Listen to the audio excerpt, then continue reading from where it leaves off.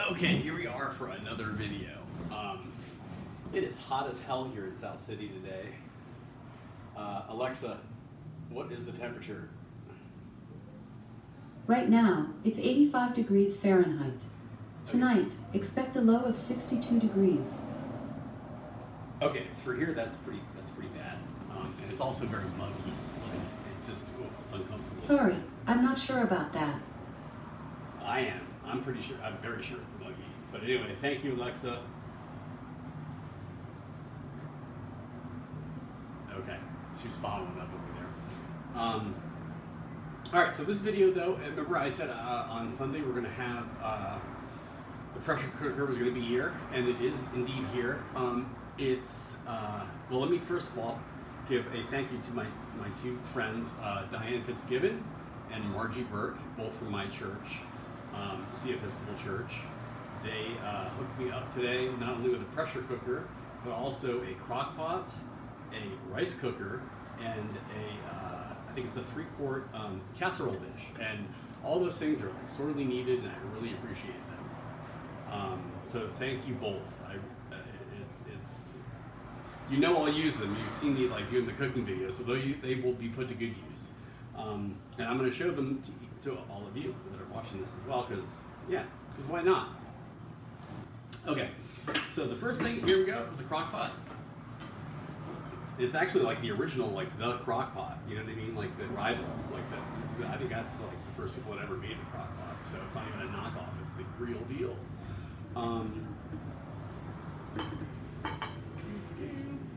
Pretty cool, huh? So we got that. Do some slow cooker action stuff. Okay.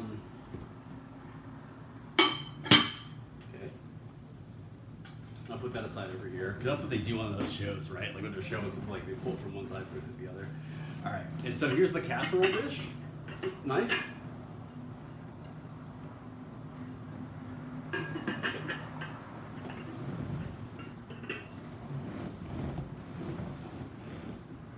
Pressure cooker. This is a 4-quart. The one I'm still aiming to get, and that's not a slight on this. Obviously, that's why I didn't say anything until I didn't start out by going, you know what? I was trying to get the 8-quart, but this will do. No, this is awesome because honestly, like, beans are another thing that I wanted to do for a while, and there are smaller projects that you definitely want to use a pressure cooker for, and so it's nice to have, you know what I mean? You can have a couple. And so this is really cool. And plus, what I'm thinking about doing is, is dropping a jiggle top on my toe. I just did that, so I'm already achieving a lot of my goals here, just sitting here, not even doing anything else. All right. So this is a 4-quart, and we can do beans in here. And I'm also thinking about like cutting up, getting it roasted. And I think Margie suggested this when I was downstairs getting it from her.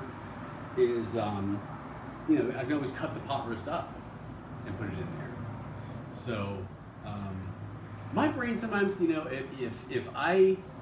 my brain is sometimes very, very rigid unintentionally. Like, okay, I want to also tell you about something else that has nothing to do with this, okay?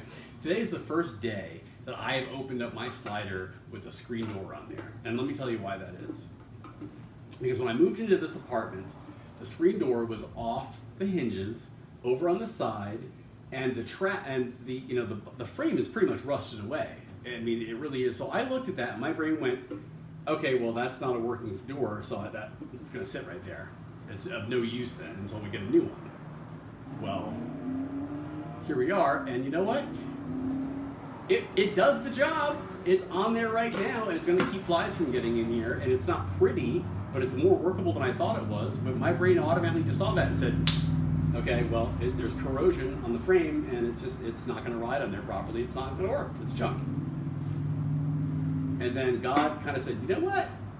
Boom! And then gave me the realization to go, Ed, what does that say about you? So I'm like, holy shit, all right, well. And for me, I'm like, a week ago, I'm like, 8-quart, if it's not an 8-quart, it's of no use to me, whatever. You know what I mean? And now I'm like, 4-quart, that's enough space in there. I can cut that roast up. And maybe I don't even need to cut it up, to tell you the truth, because, they're about that high. It might hit the, you know what I mean? Justin doesn't always know what he's talking about. Justin's a pretty smart guy, but Justin gets shown up all the fucking time. And at least I'm smart enough to get shown up, though, which is kind of cool. I'm glad I'm teachable. I'm really glad for that, because I wouldn't be so smart if I wasn't. Okay. I'll put this down here.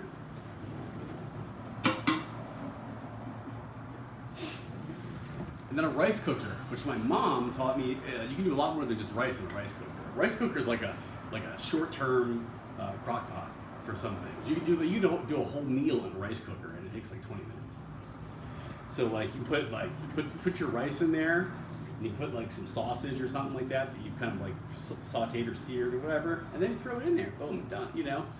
And I just thought it was a great idea. My mom is probably not proud of that. Honestly, she's probably, because for her, who is really into cooking, she's like, that's like a night where she's really not feeling it. Like, we're a night where she's gonna make a meal in a rice cooker. For her, that'd be like Gordon Ramsay making a meal in a rice cooker. You know what I mean? Like, I'm not trying to say that my mom is Gordon Ramsay, because she'd probably slap me right now. I'd be like, oh my God, I'm not that good. And she's probably not technically that good. No, but she does make damn good food. My mom is a good cook. She's been doing it her whole life, and she learned from good cooks. And the cool thing is that she has a signature flavor, and I don't know how to describe it, but I've come to kind of believe, not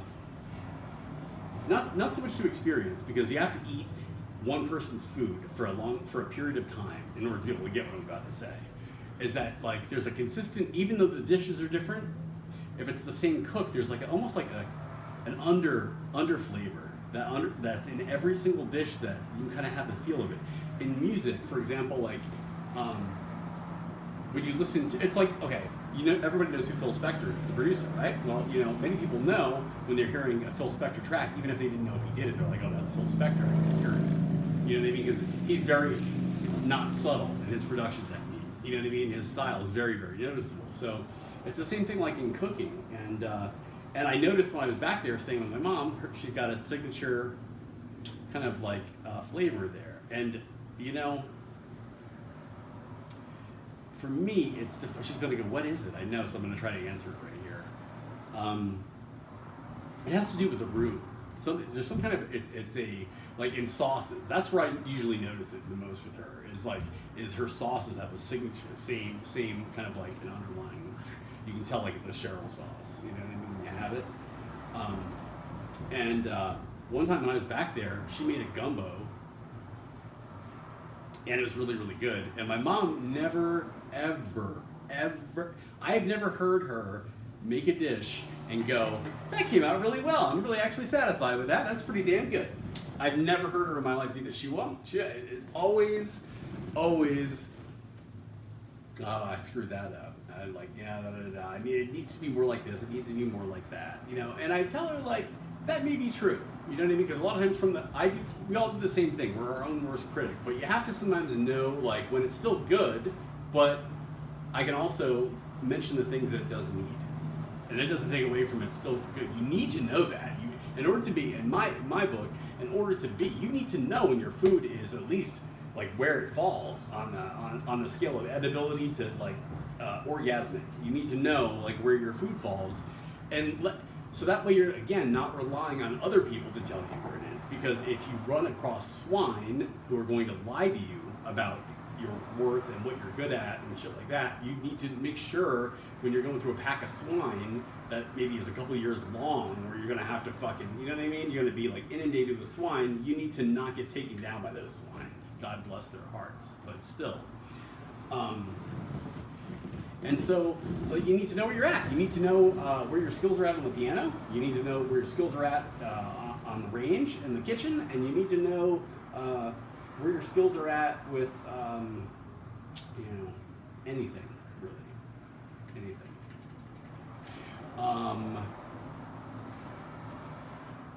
And it can be challenging, but I'll tell you, it's worth it. It's worth it. I'll tell you the truth right now. I have recordings of me when I was learning yodeling that I won't listen to right now. Like, I mean, I don't even know if they're good or not. I'm just scared to listen to them. Now, back in the day when I was learning yodeling, I got comfortable listening to them, and I did, but it's been a while since, and I'm like, it's weird when you hear your own voice. I know that, like, here's what I can tell you about those recordings, even though There's nothing in memory. I can just tell you on principle that whatever's on there, however they sound, is okay, because I know that I'm proficient. So, for example, if they don't sound exact, like if they're, you know what I mean? They're like where somebody of my level of proficiency in music or in singing, which is decent. I'm not a singer, by the way. That's not I'm not a vocalist. All right, let me just put that out there right there. But I am people say you have a good singing voice. Okay, there's a lot of people that have a good singing voice. I'm one of those people. Other than that, I am not a trained vocalist like I am a trained pianist. It's different. All right. That said, any kind of mess ups or where those recordings are not perfect are okay. They're fine. They're good. You can do a lot worse. I can tell you that. And I have no memory of them. Maybe I'll get the balls and we'll listen to them together on a video. Why not? Seems to be a trend with me lately that I'm putting myself out there, and it seems to work. It seems to make me a lot more comfortable with myself. I'm like, wow, I can't believe I said that. I can't believe I admitted this. I can't believe and it's good. I never felt so strong for doing that, honestly. It's something else. Like I can't, admitted last night in the video to the world that I hear the voice of fucking God. Like, hello? I mean, that was really uncomfortable. But anyway, I try to temper it with talking about a crock pot. Yeah, I'm like, see, I'm just making stuff in the kitchen. I'm just a normal dude, which is very, very true. I mean, like, honestly, that's like what I focus most of my time on is just doing the stuff I like. And cooking is one of those things, and I'm going to be able to do a much better job of it because of these wonderful gifts from my church family. And thank you again, Diane. Thank you, Margie. I love you guys very much, and I hope to see you soon. All right? Bye.